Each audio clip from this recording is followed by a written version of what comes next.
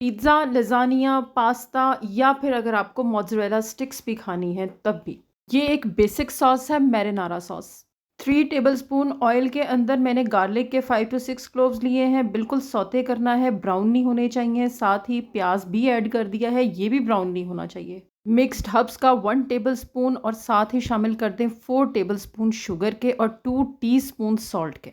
इन चीज़ों को मिक्स करना है। अब यहाँ चीनी कैरमलाइज ना हो, ज़रूरत नहीं है कि ये बिल्कुल घुल जाए। उससे पहले पहले 4 बड़े साइज़ के टमाटर छिलका उतरे हुए शामिल करें और उसके बाद 1 कप पूरा टमाटो पेस्ट का शामिल कर दें।